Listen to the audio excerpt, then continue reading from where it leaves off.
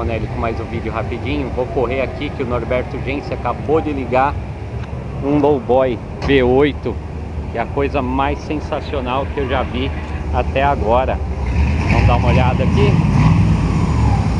Olha lá, tá com compressor.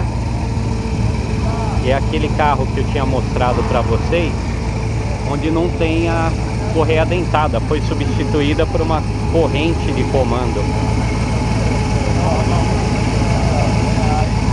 Olha o barulho desse compressor,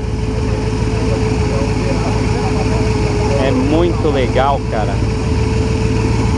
Vê o detalhe.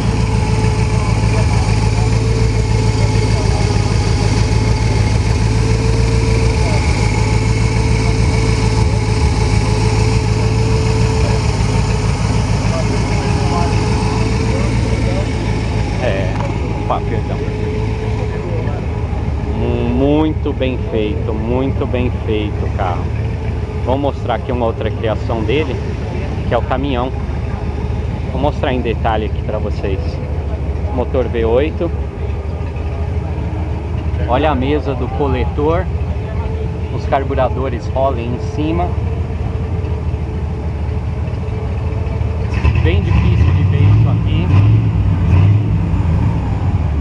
O mais interessante desse projeto é o chassi dele.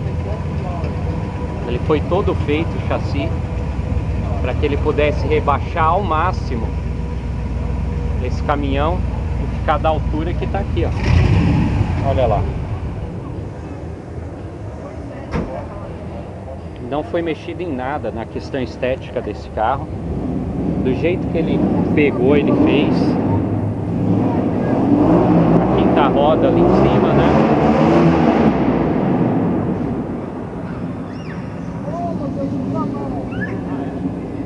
Esse é um Chrysler.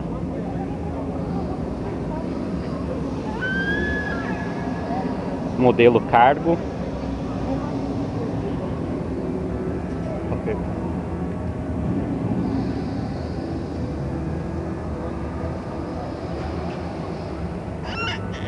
Os detalhes desse carro são incríveis, todos originais. Usou uma setinha de moto aqui, né?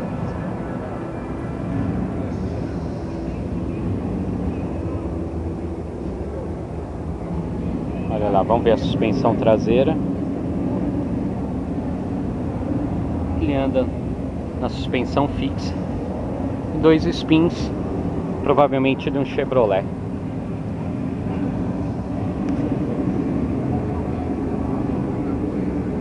Tá aí. Quem quiser conhecer o trabalho dele, entra no site aqui, ó, Hot Custom. Aí vocês vão ver mais detalhes, tá bom? Mas o mais legal mesmo foi o que eu falei, é a parte de coletor de admissão desse carro. Um abraço, vamos pro próximo.